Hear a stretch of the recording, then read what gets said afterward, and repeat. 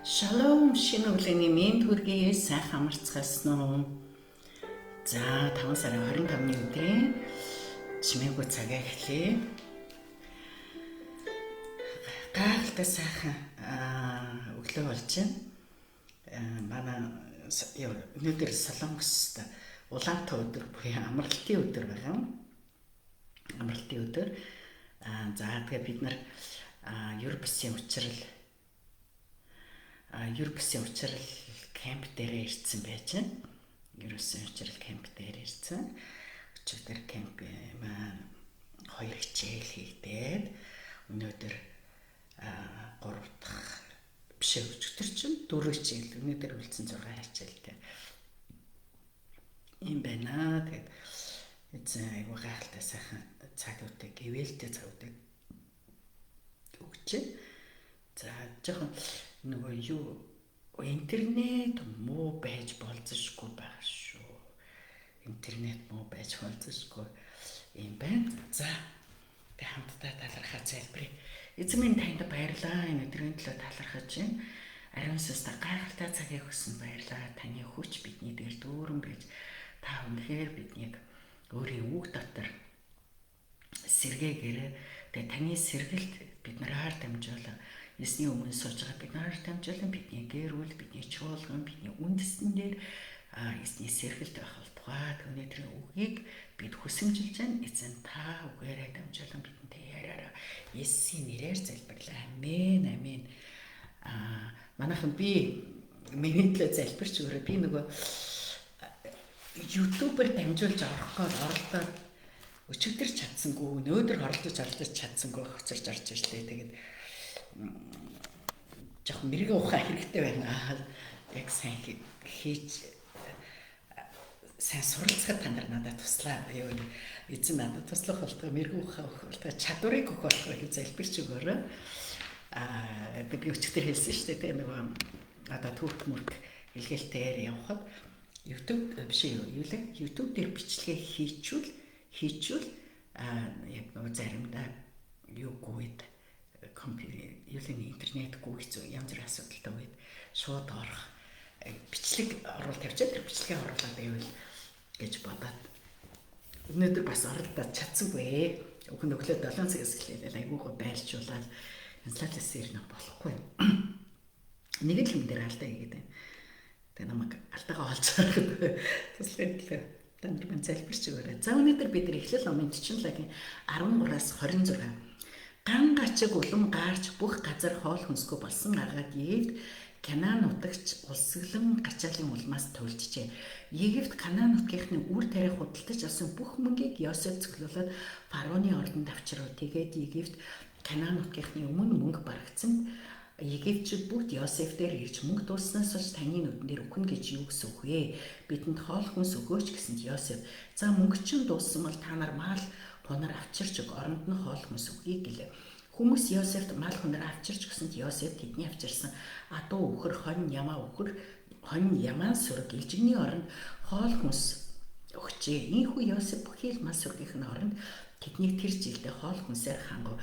Тэр жил нь шутарч дараагийн жил эхлэхэд хүмүүс дахин Йосеф дээр ирээд эзнээсээ нуух юм юу байх вэ? Мөнгө барагдаж мал сүрэг маань эзэн таних болсон. Одоо бидэнд алд бай ахуй газраас нь өөр юм үлдээгүйг та харж байгаа босоо.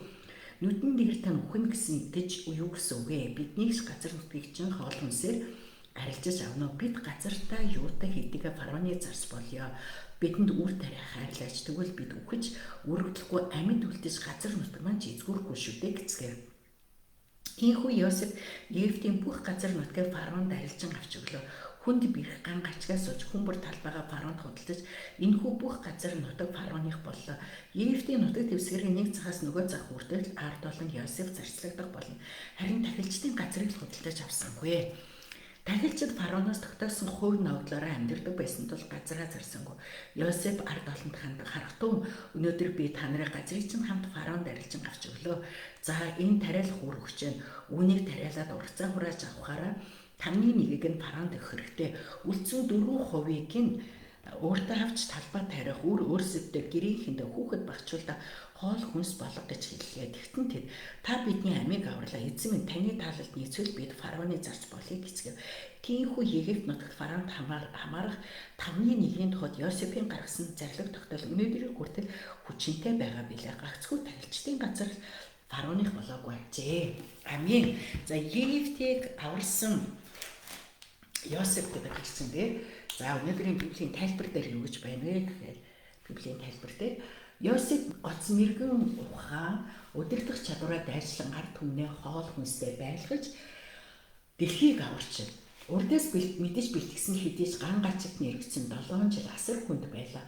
Йосефийн агуулгуудад нөөцлсөн худбуудаа хүнсийг худалдаж авч байсан ард иргэд хоол хүнс авах мөнгөчгүй болов. Ард түмэн мал сүргээж хүнсээр солилцсон дуусгадаг. Эцэстээ тэд фараонд боолчлах эсвэл газраа худалдан байж хоол хүнстэй золгож байна. Йосеф хааны ордны хөрөнгөний санг баяжуулан фараоны эрх мэдлийг хүчирхэгжүүлв. Үнэн дээр Йосефийн усрын бодлого зөвхөн хааны төлөө бүс мөн соёолох үр олдох аргагүй ган гачгийн жилүүд дуусахад Йосеф ард түмэн тариан үр хуваарлан тариулж байна. Үүнд баг зэргийн татвар тогтон ард иргэдийн амжиргааг баталгаажуулсан. Бурхны сайн төлөвлөгөө биелэлээ олж Йосеф дэлхийг аврах ерөөлийн сувг болж ашиглагдсан. Бурхан гэж хэмбэ? Эрэгтгч зөвхт байдал энэ газарч биелэлээ олохыг хүсэж байна. 5-1 татварыг ногдуулсан нь тухайн соёлын хүрээнд ард түмэнд асар их боломж олгож энэрэнгүү хандсан хэрэг юм. Эрэгтгч бус хууль бус явдлаар дүүрэн өнөөдөр миний хэрэгжүүлж чадах өчүүхэн арга юу байна вэ? Бурханаас эмээх сэтгэлээр ард түмний ая талыг бодон инэрсэн Йосеф Авраамд Бурхны ерөөлийг олон улсуудад түгээн дамжуулах сувг болж байна. Өнөөдөр бид зөв шударгачийн үнэнч байдлаар дэлхийд хандах ерөөлийн сувг болох боломжтой. За яг зарим хүний нүдээр харах юм бол юу чинь фараоны хүчээр хэрэгжүүлээд байна гэж байгаа. Гэтэл фараоны тэр нөгөө эрх мэдлийн бүх эрх мэдэл Бурханаас байдаг тийм үү? Тэгвэл фараоны эрх мэдлийн доор үр тариаг цуглуулах боломжийг Йосефийн гарт ирж байна тийм үү? Тэгээд эргээгээд хүмүүст хуваарласнаар эргээгээд хүмүүсийн амнасыг авч үлдчихэж байгаа. Эмтэй авралын ийм ажлууд ингэж хийгдэж байгааг бид харж байна. Тэгээд Бурхны ерөөлөг олон улсуудад түгээн дамжуулах сувг болж байна. Эрэгтгч бус хууль бус явдлаар дүүр өнөөдөр миний хэрэгжүүлж чадах өчүүхэн арга юу вэ? Бид нар үнэхээр надад тэгж боддог байхгүй жижигхэн нэг зүйлээс ч гэсэн бид нар христчин хүмүүстэй нэг зүйлийг одоо жишээлбэл авилгал өгөхгүй ч юм уу те авилгал өгөхгүй зөв шудрах байх ийм зүйлийг христчин хүмүүс хийхэд тэр нь ингээд дараагийн хүмүүст үлгэр дуурайл болоод үлддэг те тэрнтэй нэг мэдлээ соёл болдог байгаа. За жишээлбэл Солонгос нөгөө нэг Христ итгэл маш хүчтэй яаж тэгээ тэр нь өнөөдөр нийгэмд ч гэсэн хүмүүсийн нөгөө дунд ингээд айгу сайн зүйл болцсон байдаг. Тэгээ тийм болохоор нөгөө одоо Солонгос хүмүүсийг харах юм бол Солонгос хүмүүс нэгдүгээр нөгөө одоо юу гэдэг хин нэгэн албан ажил хийж байгаа тийм одоо тэгээ зөвхөн багш гэдэг юм эмчч гэдэг юм авилгал өгөх одоо хэрэггүй болцсон юм байна. Энэ айгуу чухал. Гэтэл урд нь яг л бүр монгол шигтэй юм л өгөхгүй л хөдөлтгүй тийм юу байсан гэж. За тэгээ өнөөдөр бидний унсан хэсгээс харах юм бол бид нэр яг тэгээ Йосеф шиг Йосефийг бид нэр Христийн бэлтгэл гэж хэлсэн шүү дээ тий. Дүр зураг гэж хэлсэн. Тэгвэл Христ юу гэж хэлсэн? Хүмүүс би тэ та нарын талах гэж хэлсэн. Би та нарын талах.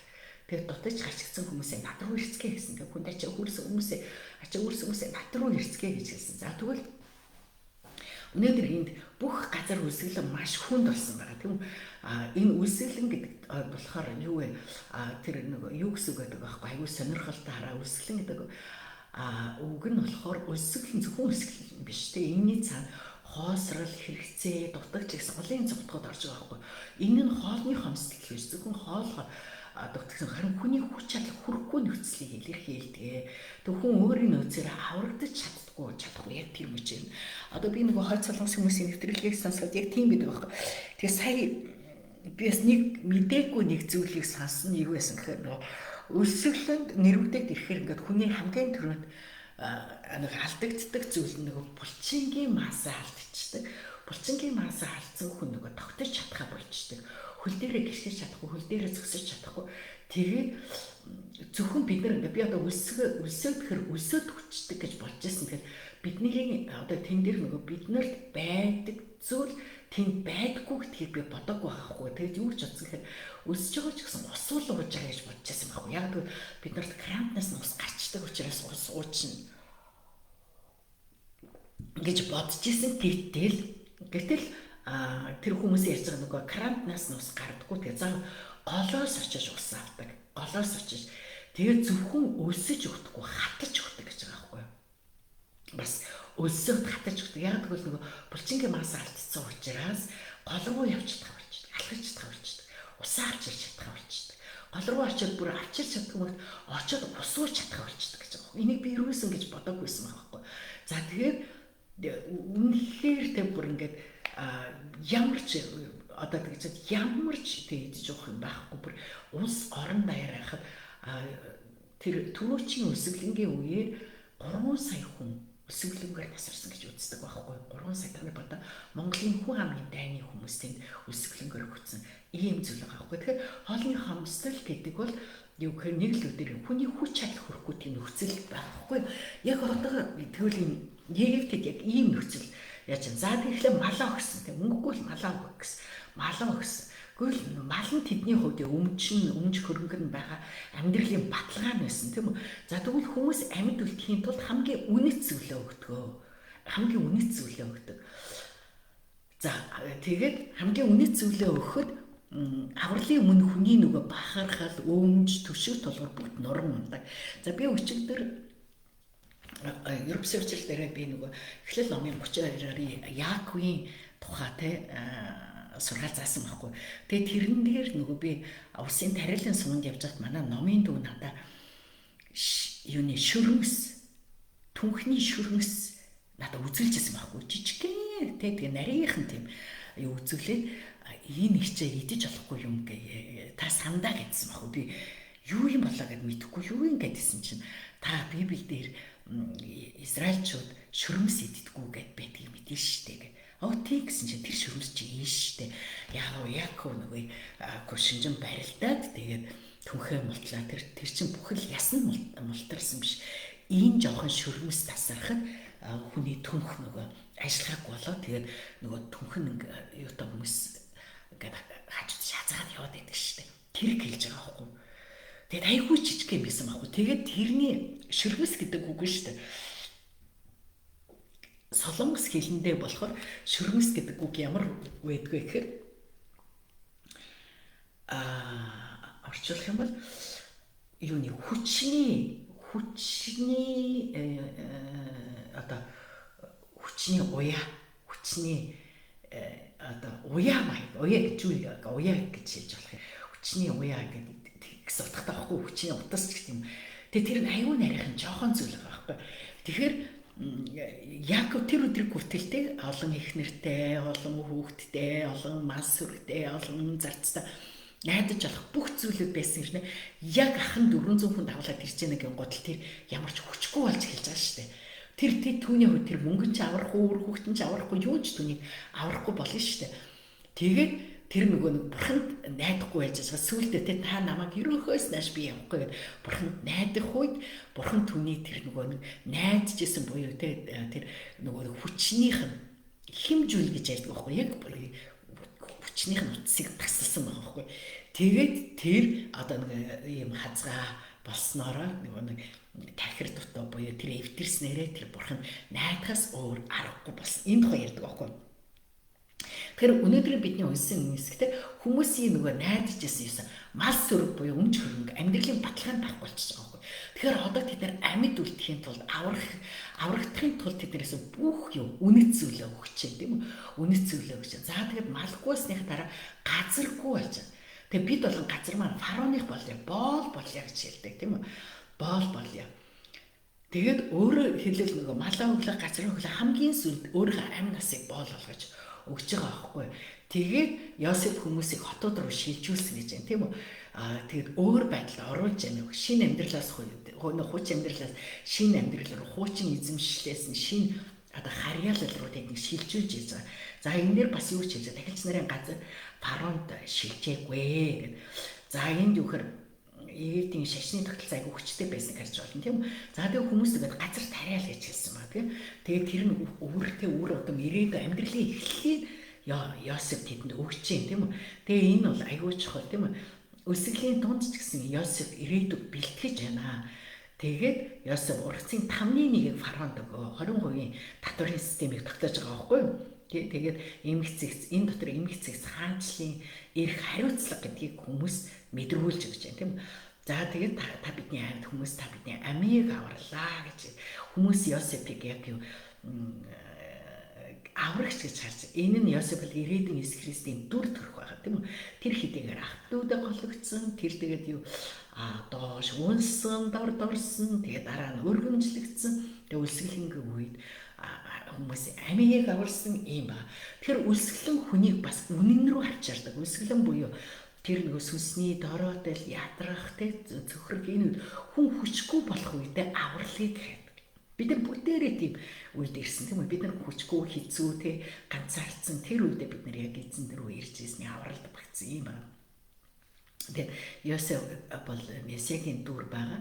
Тэгээд эндээс бид нар Йосеф те үсгэлэнгийн үед маш чухал юм удирдлагыг гартаа ягаад мэрэгэн ухааныг тэгээд амийг аврах төлөөсийг тэр хүмүүсээр төлөвлөлээ тэгээд шинэ хаанчлалын тогтолцоог бий болгож ингэж харуулж байгааг бид харж байна. За тэгээд өнөөдөр яг бид нэр аягүй сайн одоо ойлгох ёстой үгс өсгөлэн гэсэн үг байгаа. Тэгээд дараа нь зарцуулж байгаа гэсэн үг байгаа. Дараа нь бас үр тэг хүмүүс үрийг хуваарлсан тухай байгаа. Тэгснээр тэднийг амьдруулсан. Тэгээд хүмүүсийн амьдралыг шин тогтолцоо руу шилжүүлсэн гэдгийг бид нар харах хэрэгтэй. За эндээс бид нар би нөгөө нэг юунд явж байгаа Казахстанд явж байгаа. Казахстанд явж байгаа нөгөө Казахстаны нэг хөдөөний тосгонд хийсэн байхгүй юу? Тэгээд тэнд бид нар бас тэр тосгоны ойролцооныг юм дурсгалын газар хөшөө байсан тэр газар очсон. Тэгээд тэр нь юу гэхээр нөгөө одоо дээр үед нэг алс орнодоос Сталины үед маш олон кореанчуудыг одоо местний кореан гэж ярьдагсэн тийм. Тэр местний кореан буюу одоо нөгөө энэ солонгос гаралтай тэгээд даймаа нэгдүгээр дайн юм үний үед хоёрдугаар даймны үед нөгөө нэг алс орнод руу Орос руу Хятад руу гэдэг зөндөө юунууд Япон руу гарсан байхгүй юу? Японы ялангуяа Японы колоничлал байхдаа гарсан тэр хүмүүсийг нөгөө нэг юу яасан алс орноос Казахстанд вогонд суулгаад өвлийн хүтэнд вогонд суулгаад Казахстаны нөгөө нэг атар газар авчираад буулгаад тэгээ та нараа үлд гэдэг ингээд энд амьдр гэдэг ингээд нутаг цагт амьдруулсан байхгүй. Маш олон хүмүүс үлбэрч хөлтөж өгсөн. Тэгээд тэдний одоо нөгөө нэг амьд үлдсэн хүмүүс нь айгуух байдаг. Бас тэгээд тэр хүмүүсийн нэг юун дээр нэг хүний хөшөөн дээр бид нар очсон байхгүй. Тэгээд тэр хүн болохоор яасан гэхээр үр будаага үрээ хадгалсан баг. Бүр үр хүүхэд нь үлбэрт өгөх хэмжээнд байсан ч гэсэн тэр хүн үрээ хадгалсан.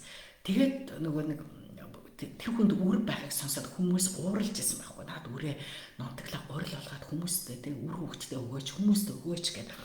Тэг хажууд ч юм уу очин тарьж хүмүүс үлбэрч өгч чад гэдгсэн чинь тэр хүн үгүй гэж өгөөгүй байхгүй.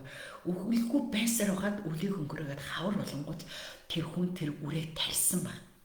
Тариа тэр үрнээс нь намар гарсан үрээ хуваарлаа. Тэгээд тэнд нөгөө нэг кореанчууд амьдрсан гэж үздэг байхгүй юу? Тэгэхээр зөвхөн нэг хүн үрийг хадгалаад үлбэрч өгөхсэн ч гэсэн ирээдүйн төлөө үрийг хураасан байгаа байхгүй. Үрийг хураагаад тэгээд дараа нь тэр үрээ хуваарлаад хүмүүст өгсөн. Тэгээд маш олон хүнийг амьдруулсан байгаа байхгүй. Тэгэхээр энэ түүхийг тэр Казахстаны кореанчууд айгуух ярьдаг, бахархдаг. Тэр хүнээс болж бид нар амьд үлдсэн гэх Йосефтэй адилхан байгаа. Хэрэв магадгүй Йосеф ард түмний тэр нөгөө бүх юг ингэж захиргаанд оруулаагүй бол дорноо өөрөөсөө тий үр тариа хэрэг зүгээр ингээд харахад өгцсөн бол нөгөөдхий чинь бүгдийг өөрөөсөө идээд дуусаа тэгээд бүр улс орноор үргүй болох байсан байгаа байхгүй. Гэтэл эсэргээрээ үр тариа бүгдийг цуглуулад аваад тэгээд дараа нь хуваарлаад тэгтээ хариуцлага төгс. Хэрвээ тэр үед өсчээс учраас эдгээр яах вэ? Дорнол нөгөөдгөө бас л одоо түрүүхийн үр мөрийг чинь ингээд нэг тоогон дээр хайрч мараад идчихдэг шүү дээ. Тэгэл эсвэл байсан баг тий. Гэтэл тэгээгүй яг тий та нар хэрвээ 20% өгөхгүй бол одоо энэ болохгүй. Тэгэл магадгүй тэр амнаас алж штэ. Тэгэхээр та нар үр дээр тэгэхээр тэд нар хариуцлагатай тарин хариуцлагатай ажил нь тэгээд хураа тэгээд хариуцлагатай татвар авахын тулд тэд нар тий хааны үед одоо зарлиг учраас амнаас хамгаалахын тулд маш хариуцлагатай байдаг. Бүхэл одоо үндэснээрээ гэж амин гарч ирсэн ийм гайхалтай түүх байхгүй юу? Ийм гайхалтай. Тэгэхээр Бурхны хүмүүст ийм мэрэгэн ухаан хэрэгтэй. Тэгвэл өнөөдрийн бидэнд яаж явах вэ? Өнөөдрийн бидний хийж байгаа бүх зүйл үр тарьж байгаа байдаг. Үр тарьж байгаа зүйлүүдэд бид нар өнөөдөр жишээлбэл бид нар хаанчлалын төлөө тий бид нар хаанчлалын төлөө үр тарьж байгаа. Бид нар яг одоо өглөө бүр чимээгүй цагаа хийгээд хамтдаа сууж байгаа маань бидний тарьж байгаа аюул чухал үр гэдэг. Бид нар өөрсдөө эсний үгийг сонсоод өөрсдөө тий одоо ялангуяа та одоо ингээл миний бодлоор бид нар ингээл та нар бүгдээрээ гэр гэртээ чангаар тавьчаал байж байгаа шүү дээ тий чангаар тавиал сонсол за зарим нэг нь чивчээр сонсож байгаа. Тэгтэл энэ үг танаа гэрт тунхаглаж байгаа. Нөгөө талаар таныг өглөө бүр чимээгүй цагаа хийж байгааг харж байгаа таны үр хүүхдийн нүдэн дээр та тэдний зүрхэнд тэг чимээгүй цагаа хийдэг Библийг уншдаг үндэснүүдийн төлөө залбирдаг тэр үр таригдж байгаа гэсэн үг байхгүй. Нэг л өдөр таны хүүхд хизээ нэг цаг тийм ээ манай ээж манай аав тийм миний их чи ингээд өглөө болгон нэмээ тийм өглөө болгон ингээд чимээгүй цаг хийдэг байсан Библийг уншдаг байсан дандаа сонсдог байсан ингээл үр таригдж байгаа гэсэн үг ба.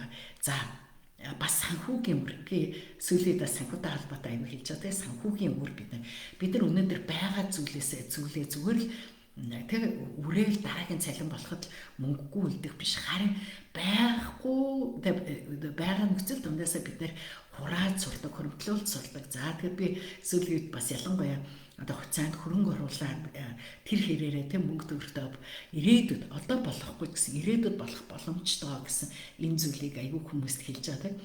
Тэгээд яг гэр одоо миний хувьд нэг Солонгост явж одоо Солонгос ч нэг Монголыг бодвол урд алхаж байгаа улс үндэстэй шүү дээ хөгжсөн тийм. Тэгэхээр ийм хөгжиж байгаа оронд болж байгаа зүйлийг одоо би дагаад үлдээд байхад тэгээд дээр нь Монголд байгаа одоо хүмүүстэй хэлээд байхад бид нар бас яг Солонгосчуудад зэрэгцээд ингээд явах юутай байхгүй. Тэгээд за ярьсан ч ярьчих тийм Солонгосчууд нөгөө ингэж ярьж байгаа байхгүй Америк болон еврейчүүд болохоор ер нь хүүхдүүдтэй мөнгө хураахыг аягүй сайн заадаг. Тэгээ хүүхдүүдээ нөгөө хятад хүмүүс бас адилхан хүүхдүүдтэй бизнес хийхийг зааж өгдөг. Бизнесийг аягүй дэмждэг. Солонгосчууд болохоор хүүхдээ чинь мэрдэм боловсралтай сургууль соёлоод төсөл тэгэл нэг компанид ажиллаад ингээд насаараа хүний дор ажилдаг хүнийг бэлтгэдэг. Харин Америк болон еврейчүүд болохоор хүүхдүүдээ өөрсдөө компани байгуулад өөрсдөө хүний дор ажиллахгүйгээр өөрсдөө компани байгуулад тэр хэрээр Америкт одоо шин компаниуд айгүйх болж шин бүтээгдэхүүнүүд маш их гардаг. Тийм учраас одоо цахиурын хөндөй гэл тэ янз бүрийн технологи техник Америкаас маш их гардаг. Одоо Хятадаас айгүйх гардаг болчихлоо. Яг л хятад хүмүүс чинь гэсэн бас аюух бизнес гэдэг. Монгол хүмүүс 2-3 нуурахгүй бол бизнес биш гэж боддог. Хятад хүмүүс дээр үед одоо юанаараа ярих байлгүй дээр үед бол нэг моо буюу 10 мөнгө баг тийм нэг бач 10 мөнгө гэдэг баг тийм нэг моо олж ивэл нэг ашигтай байна гэж үздэг. Ийм бизнес ингэж хийдэг байсан. Тэрийг үр хөвгтдээ ингэж тарьж юу яаж өгдгөө. Тэгээ одоо Солонгос болохоор юу яаж байгаа? Солонгос хүмүүс одоо л тэг бид нар хугацааны хөрөнгө оруулалт маш чухал юм байна. Ирээдүйн үр хүүхдтэй бид нар зүгээр өөрсдөө насаараа үйлдвэрт ажиллах хүнд хэцүү. Тэг өдрийн 12 цаг үр хүүхдээ сохолоо хүүхдтэйгээ цаг гаргахгүй ажиллаа. Дээр нь үр хүүхд маань ч гэсэн зогсоо цаггүй шөнө унттлаа одоо дамжаан дээр очиж хичээл заалгаж хийж ирээд эцэг их хүүхдээ харилцаа байхгүй болоод тэг байдаг бүх мөнгөө шахаад эцэг их нь ядуу үлдээд хүүхд нөгөөдгөр нь сурчаад нэг компани насаараа нэг ажил хийгээд тэгж амьдрах биш ээ. Тэгж амьдрах биш харин юу яана. Тэг хүүхдүүд тэгээ та нар хөрөнгө оруулалт байгаас нь хийгээч. Тэр дамжин өгдөг мөнгөө хөрөнгө оруулалт хийгээд хуцаа аваа тавиад өгөөч, бонд аваа тавиад өгөөч. Хожим таны хүүхдээ сайн сайхан амьдрах шүү. Тэгээд одоо Солонгосын нөгөө юунд хөрөнгө оруулалт хүмүүс гадаад хүмүүс айгүй ирж хийдэг Солонгосын хуцааг авдаг болж байгаа. Тэгээд би яг одоо 4 жил яг хуцаа авдаг болоод 4 жил болоод энэ хуцаанд Монголын хуцаанаас би яг ашиг авдаг болоод эхлэн гутлаа. Би бүр ингээд Солонгосын хуцааны бизнес рүү орох гээд орж чадахгүй байж байгаа. Сая одоо өнгөрсөн 7 хоног орсон. 27 хоног өмнөрсөн. Тэгээ маш их баяртай байгаа. Оронготлоо хугацаанд аваад тавьсан. Тэгтээ аюу баг мөнгөөр нэг солонгосын зарим юм бүр ингээд айгүйх нугарсан үнэтэй хугацаанд байгаа. Бүр сая хэдэн зуун мянган воны юм уу та гэдэг. Одоо 50,000 байсан хувьцаа одоо бүр сая хэдэн зуун болцсон гэдэг ийм зүйлүүд болж байгаа байхгүй. Гэхдээ тийм юм биш. Юу зүгээр л 10,000 20,000. Тэгээд би одоо нэг өөр тэгээд нөгөө ирээдүйд хөрөнгө оруулахын тулд өөрийнхөө нэг хэрэггүй үргүй зардлаа ингэж багсаг тэгээд хэмнсэн мөнгө юу яагаад. Тэгээд би сая хагас өдөр нөгөө хичээлд очиж суучаад хичээлээ тараад явж бүр ингээд өдрийн хоолны цаг болцсон өссөө хажууд хоол нэртэй. Тэгин гутаа зүгээр баярмаа юу юм гэртээ харж идэх гадуур хоол идэхгүй. Гадуур хоол идэхээр тэгээд 15,000 вон гадаг авахгүй юу? 17 тэгэн гол би 15,000-аар хоол авчдаггүй юу яа. 15,000-аар нэг хуцаа авч байгаа. Хожим маань тэгээд би нөгөө яг өөрийнхөө бизнес явуулахаар тэгж яаж байгаа байхгүй. Эзэн минь би тийм үнэхээр чадлаараа би зардлаа хэмнээ. Тэгээд чадлаараа би зардлаа хэмнээд тэр хэмсэн зардлаараа би копи авч явахгүй юу яахгүй. Тэгээд тэр хэмсэн зардлаараа би юу хийе. Хэмсэн зардлаараа би нэг хуцаач гэсэн аваад тавиад хожим маань энийг би хаанчлалын төлөө би хүмүүсийг барьж байгуулахад илгээлтийн эсдэд зориулахад ингээд тэг зориулах болно гэдэг ийм юутай байгаа. Надад ийм юутай. Тэгэхээр бид нар үр тань. Бид нар за одоо санхүүгийн үрийг ингээд тарьж болж байна тийм үү бид нар тэгээд хожим маань бид нар бусдаас эзэн минь өгөөч гэж залбирлах биш тийм үү бид нар зээлдэг биш зээлүүлдэг болох хэрэгтэй байна тийм үү зээлүүлдэг тэхийн тулд одоо би бүсийг чангалах хэрэгтэй байгаа байхгүй тийм тэгж сурах хэрэгтэй хэрэггүй зардлуудаа тамд сурах хэрэгтэй тансаг хэрэг учиргүй бидний ном тансаг хэрэглээтэй байхгүй л дээ тэгтэл одоо зарим хүн болгонд нэг тийм сул талууд байдаг тийм би бол нэг бичиг цаас ном ер нь дээр айгүйх мөнгө хүрээд идэг ийм байгаа. Тэгээд зарим хүн хурцээдэг, зарим хүн гос ахны бараач гэдэг юм те. Зарим янз байдаг. Тэгэл тэгэхээр тэр мөрөн дээр айгүй сайн ингээд юу хийгээд тэгэд айгүй сайн би нэр ингээд хэмж болох зардлуудыг хаанаас яаж гарах уу гэд хэмнэх гээд үтсэн чинь би өөрөө мэдэхгүй заа юу. Өөрөө мэдэхгүй бүтэн жил нэг аппликейшн одоо зүгээр сонирхол орохдоо бүртгүүлсэн байгаа байхгүй төлбөртэй бүртгэлтэнд өөрөө мэдээгүй тэрийг төлбөртэй бүртгэл хийцэн тэрийг өөрөөсөө анзаараагүй тэгээд үтсэн чи бүтэн жил ингээд 9,900 вон надаас гарсан байна. Тэгээд саяхан тэгээд яасан би үнэхээр тэрийг бол би мэдэхгүй байгаа байхгүй аюу сонин бас нэг аппликейшн 24,000 надаас гарсан байгаа байхгүй гэх мэтчлэн ингээд би өөрөө мэдэхгүй тийм зүйлүүд хийсэн тийм одоо аппликейшн сонирхож үзэж байхдаа одоо төлбөр дээрээ дарсан нөгөөтг нь автоматар надаас гарахаар бүр юуны байнга гарахаар тохиргон дээр нь дарагдсан тэр зүйлүүд байсан байхгүй. Тэгээд би бүр 4 аппликейшны тийм төлбөрийг нээж илрүүлээд хоёрын арай гэж оролдож хасаад хоёрын бүр хасч чадахгүй. Тэгээ охин дээр очиж байгаа охиноороо хасуулаад тэгээд ийм зардал ингэж тэгээ иймэрхүү маягаар зардлуудаа яаж болж байгаа.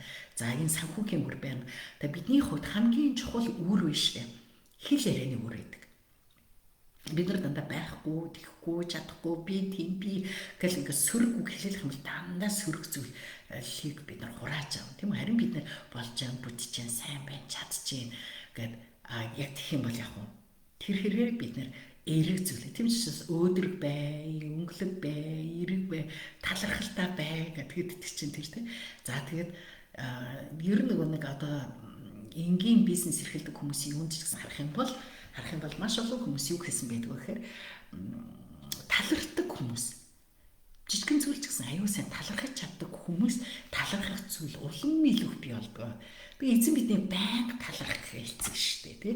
Үргэлж талархах хэлцэн шүү дээ. Тэгвэл бид нар үргэлж талархах хэрэгтэй. Талархлын үрийг тарья. Хэл ярианы үрийг тарья. Тэгээд үр хүүхдээ бид нар бас үргэлж гоё залбирлаар тэдний жирөөлийн үрийг тарья. За тэгээд эерэг бодлоор өөрсдөө хоо дотор үрийг суулгая. Олон зүйлүүд. За тэгээд хамгийн гол нь одоо бид нар эзний үгийг тунхагладаг тийм ээ. Сар болгон бид нэр тунхагладаг юугаа ишлэлээ та нарт дагаа чангаар уншаараа тэр хэрээрээ тэр зүйл бидний амьдралд үр болж таригдана. Энэ аюу гайхалтай зүйл байна. За юм бэ.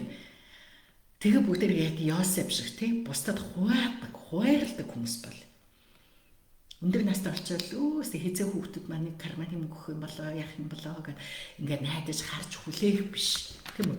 Бид нар харин бусдад өгдөг тийм бай. Өгөх юмсан гэл яг би тийм хүмүүстэй зөндөө таарчсан л дээ. Би өгмөр байна.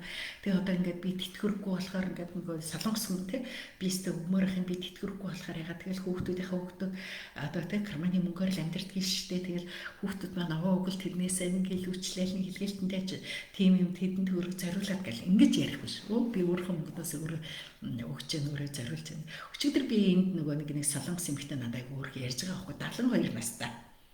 72 настай эмэгтэй сүмийн нэг эмэгтэй ахлагч надад өчигдөр ярьж байна.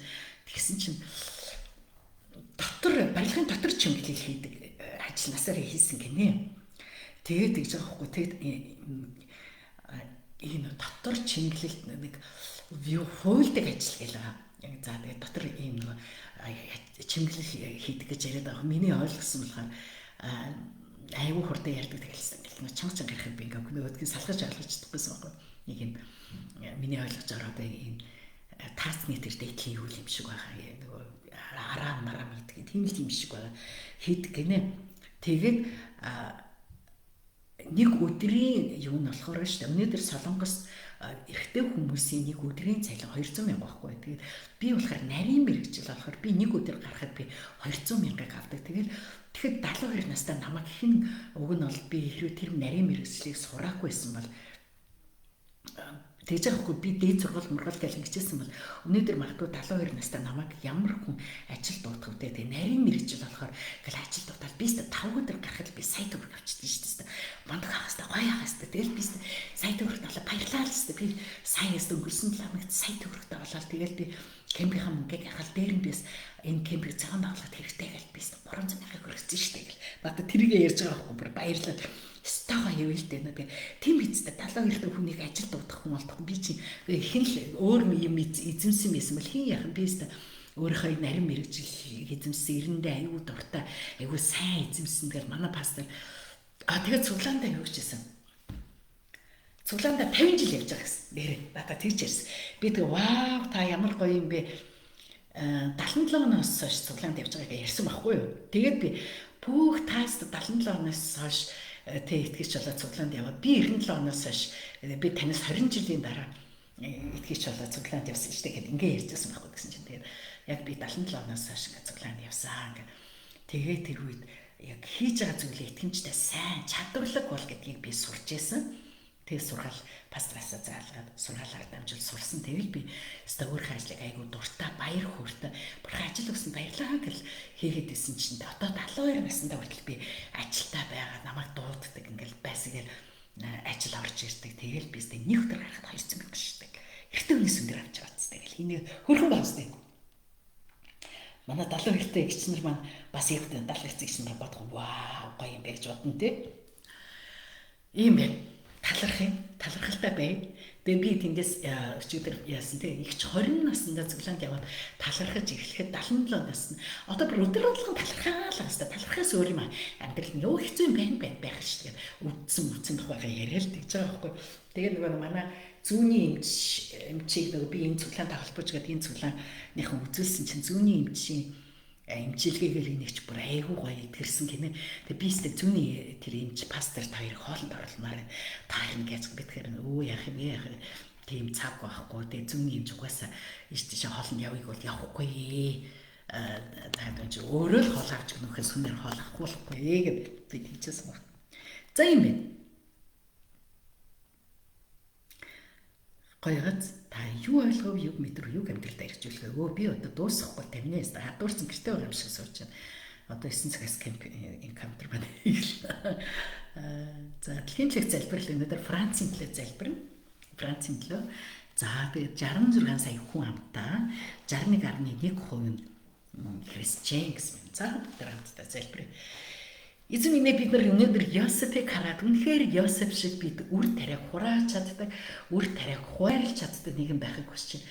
Бид бас хэл яриан дээр бид зөв үр тариаг үрийг бид тарихыг хүсэж байна эзэн. Бид бодол санаанда эерэг үрийг тарихыг хүсэж байгаа эзэн минь бид итгэл дээр итгэлийн үрийг тарихыг хүсэж байгаа эзэн минь бид эзний үгийг сураад өдөр бүрээд сурч байгаа үгээ амьдралдаа хэрэгжүүлэн таригцаар нэг л өдөр бидний тарьж байгаа итгэлийн үрээс ургац хураагдах учраас эзэн минь бид бас үнэхээр үргэлж байнга үргэлжлүүлэн үрийг тарьсаар байхад та туслаарай. Тэгээ бид бас яг Йосеф шиг бид тарьсан зүйлээ хурааж аваад хураасан зүйлээ бусдад хуваарлаж олон хүмүүсийг амьдралд нөлөөлж чадах нэгэн болгоод та бидний өрөөгөө тэгээд бидний бас хүний бүрийн санхүүгтээ өрөөх болтугай санхүүгтээ удирдах болтугай та өөрийн ариун сүнс дотор та удирдан та өрөөж та хамтаж өгөөрэй. Эзэн та үнэхээр эзний үгийг амьдралдаа хэрэгжүүлэхэд та бидэнтэй үргэлж хамт байгаарай. Аваа тэгээд би яг одоо Франц улсын төлөө залбирч байна.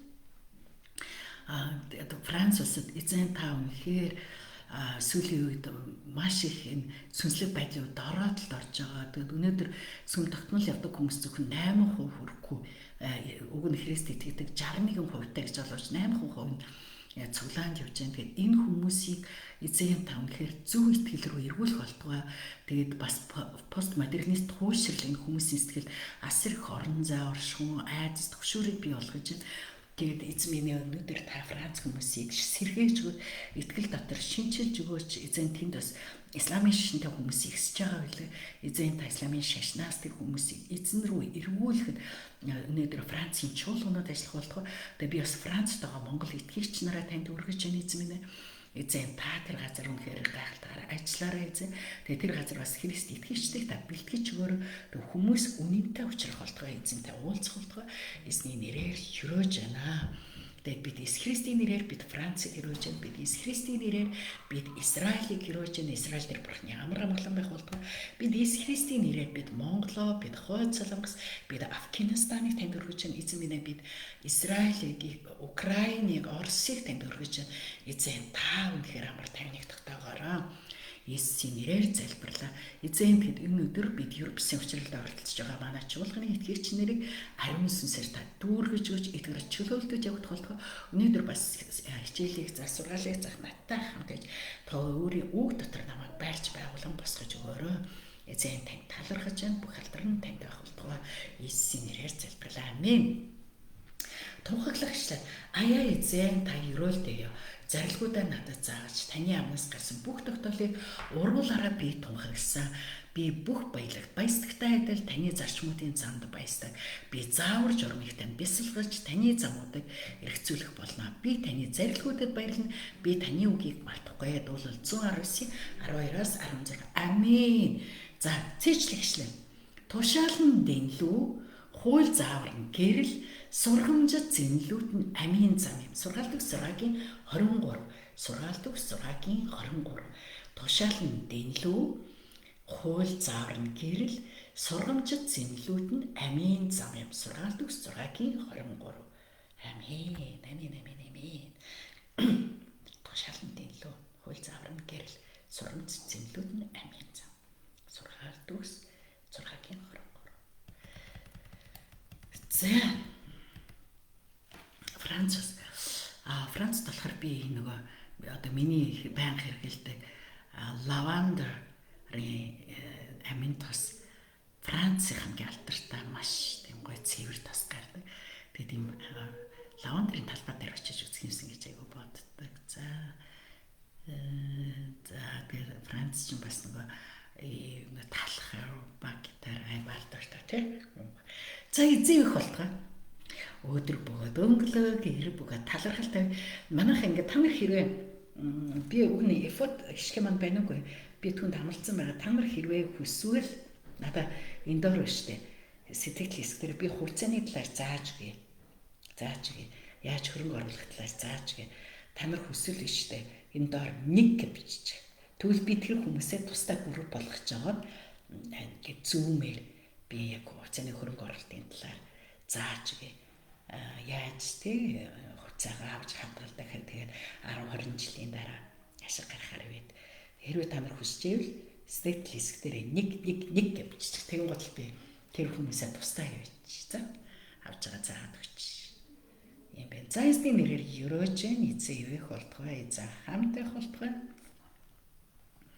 Ариун сүнс Та нар намайг маргааш юугаар YouTube сайн хийхин төлөө залбирч өгөөрэй. Би YouTube одоо яг эхлүүлээд гой бүр дадлагч хэрэгтэй. Сэлэнгэгчээ нөгөө одоо энэ сарын сүүлээр юу байгаа штэ? Имлэг үзлэг байгаа штэ. Мартагүйц манай итгэж одоо удахгүй явах гэж байгаа шүү. За эсний нэрээр юраач эзэвэг баяртай. Яг яван гутал нь би бас ахиж чимээг үзэг дээр хэлнэ цаа. Эзэвэг баяртай.